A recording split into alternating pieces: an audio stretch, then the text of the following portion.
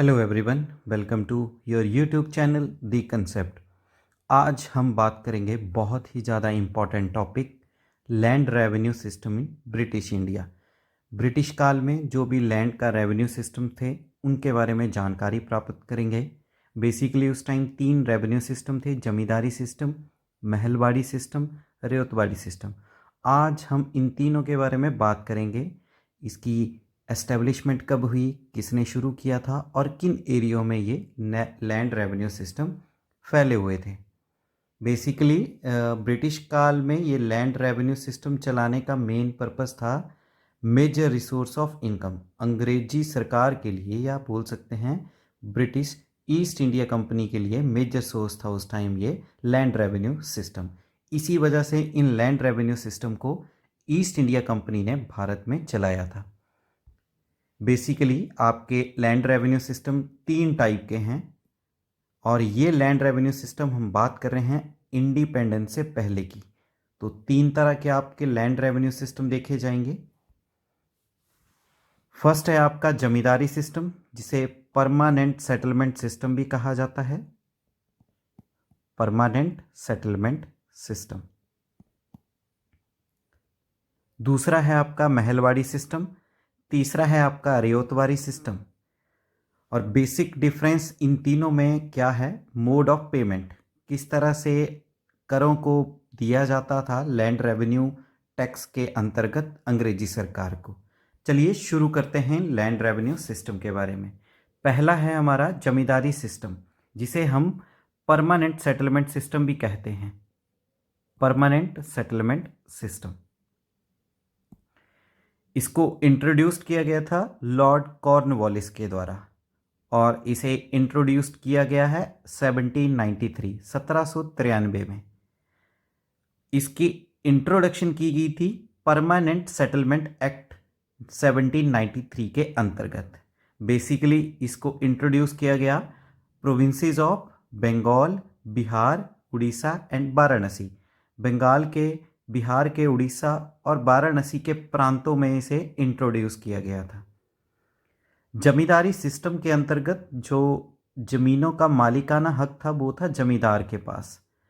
जमींदार के पास एक और राइट दिया गया था टैक्स को कलेक्ट करने का, और ये टैक्स कलेक्ट किया जाता था पीजेंट्स यानी कि किसानों से। इसमें टैक्स जो पे किया जाता था वो किया जाता था कैश की फॉर्म में। टोटल अमाउंट इसमें जो भी आपका इकट्ठा होता था उसे 11 पार्ट्स में डिवाइड किया जाता था। फिर उनमें से एक पार्ट जो था उसका शेयर दिया जाता था जमींदार को, और बाकी जो 10 शेयर बच जाते थे वो जाते थे ब्रिटिश कंपनी के खाते में। एग्जाम्पल के तौर पे मान लो 1100 रुपये का इनकम टैक्स इकट्ठा हुआ है जमींदारी सिस्टम के अंतर्गत, तो 100 रुपीज़ जाएंगे जमींदार को और 1000 रुपीज़ जाएंगे आपके ईस्ट इंडिया कंपनी को। सेकंड है आपका रेतवाड़ी सिस्टम। इसकी इंट्रोडक्शन की थी थॉमस मुनरो और कैप्टन अलेक्जेंडर रीड। इन दोनों पर्सन ने इस रेतवाड़ी सिस्टम को इंट्रोड्यूस किया था। इसके इंट्रोडक्शन की गई थी 1820 में इसे लाया गया था। प्राइमरी लैंड रेवेन्यू सिस्टम था और ये बेसिकली चलाया गया था साउथ इंडिया में। भारत के सदर्न पार्ट में इसकी इंट्रोडक्शन की गई थी। मेजर एरिया थे जहां पे इस लैंड रेवेन्यू सिस्टम को चलाया गया। मद्रास का रीजन, बॉम्बे का रीजन, कुछ पार्ट असम के थे और कुर्ग प्रांत का भी हिस्सा इसमें था। रेतवाड़ी सिस्टम के अंतर्गत जो जमीनों के मालिकाना हक था वो किसानों को दे दिए गए थे। इट मीन्स कि बीच में कोई भी नहीं था, no intermediator. East India company tax को कलेक्ट करती थी डायरेक्टली किसानों से। किसान जो भी इनकम जनरेट करते थे अपनी लैंड से, तो उसका सीधे तौर पे टैक्स दिया जाता था ब्रिटिश गवर्नमेंट के पास। टैक्स के रेट इसमें बहुत हाई थे। जैसे किसी किसान के पास सूखी ज़मीन है तो उसको 50% का कर देना पड़ता था, और जिस किसान के पास इरीगेटेड लैंड है उसे 60% कर देना पड़ता था। और इस लैंड रेवेन्यू सिस्टम में टैक्स के रेट को फ्रिक्वेंटली इंक्रीज कर दिया जाता था। जैसे पिछले साल के मुकाबले अगले साल में और टैक्स के रेट में बढ़ोतरी की जाती थी। नेक्स्ट है हमारा महलवाड़ी सिस्टम। महलवाड़ी सिस्टम को इंट्रोड्यूस करने वाले हैं हॉल्ट मैकेंजी। हॉल्ट मैकेंजी ने इसको इंट्रोड्यूस किया था और सर्वप्रथम इसको इंट्रोडक्शन की गई थी 1822 में इसको लाया गया था। बट उस समय शुरुआत में ये सिस्टम वर्क नहीं कर पाया, तो बाद में इस सिस्टम में कुछ चेंजेस लाए गए। बोल सकते हैं इस सिस्टम को रिफॉर्म्ड किया था लॉर्ड विलियम बेंटिक ने, और उन्होंने इस सिस्टम में चेंजेस लाए थे 1833 में। तो रिफॉर्म्ड महलवाड़ी सिस्टम चलाया गया 1833 में, इंट्रोडक्शन हुई थी इसकी 1822 में। रिफॉर्म करने वाले थे लॉर्ड विलियम बेंटिक, शुरू करने वाले थे हॉल्ट मैकेंजी। इस लैंड रेवेन्यू सिस्टम में prime land revenue system basically ये चलाया गया था नॉर्थ वेस्ट इंडिया में, भारत के उत्तरी पश्चिम हिस्से में चलाया गया था इसे। इसमें मुख्य तौर पे कौन कौन से एरिया कवर्ड थे? सेंट्रल प्रोविंस, मध्य भारत का प्रांत, नॉर्थ वेस्ट फ्रंटियर जिसे आज की डेट में पाकिस्तान के नाम से जाना जाता है, उस एरिया में भी चलाया गया था, आगरा के एरिया में, पंजाब के एरिया में, और जहाँ पे भी आपकी गंगा वैली थी वहाँ पे भी इस लैंड रेवेन्यू सिस्टम को चलाया गया था। महलवाड़ी सिस्टम के अंतर्गत क्या था?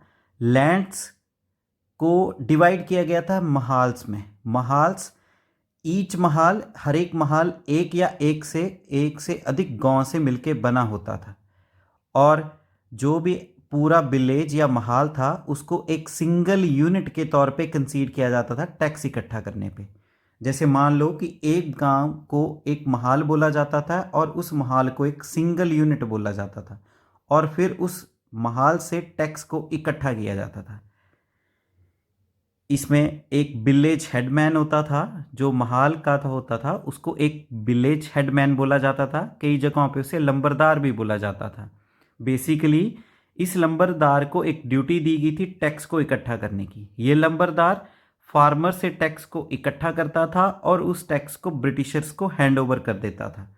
बट मेन खास बात यह है, इस लैंड रेवेन्यू सिस्टम में ऑनरशिप राइट थे पीजेंट्स, किसानों के पास, और टैक्स रेट इसमें बहुत ज़्यादा हाई थे। महलवाड़ी सिस्टम को आप बिल्कुल भी कंफ्यूज ना करें जमींदारी सिस्टम में। वहाँ पे भी एक मीडिएटर था बीच में, वो किसानों से लेता था, अंग्रेजी सरकार के पास दे देता था। बट यहाँ पे ज़मीनों का हक था किसानों के पास, और जैसे कि हमने महलवाड़ी सिस्टम में देखा, यहाँ पे मिडल मैन था, बट ज़मीनों का हक था किसके पास? जमींदार। जमींदार जो मिडल मैन होता था ये मालिक होता था। तो महलवाड़ी सिस्टम में बिल्कुल भी ऐसा नहीं था, वहाँ पे ऑनरशिप राइट था पीजेंट्स के पास, और इसमें बहुत ही ज़्यादा टैक्स के रेट हुआ करते थे। तो इस तरह से ये हमारे पास 3 रेवेन्यू सिस्टम थे, लैंड रेवेन्यू सिस्टम। हमने आज इन तीनों के बारे में देखा, किसने शुरू किया था, किसके द्वारा शुरू किया गया, किस एरिया में इसको चलाया गया था, और बेसिकली किस किस रेवेन्यू सिस्टम में कौन कौन सी बात कही गई है। इस टॉपिक में से बहुत ज़्यादा क्वेश्चन आपके बनते हैं, और ये टॉपिक आपके अपकमिंग एग्ज़ाम्स के लिए बहुत ही ज़्यादा इम्पॉर्टेंट है। वीडियो अगर आपको अच्छी लगी होगी, वीडियो को लाइक करें, वीडियो को शेयर करें, कमेंट करें, और चैनल को सब्सक्राइब करें। आपका अपना channel the concept. Thank you so much.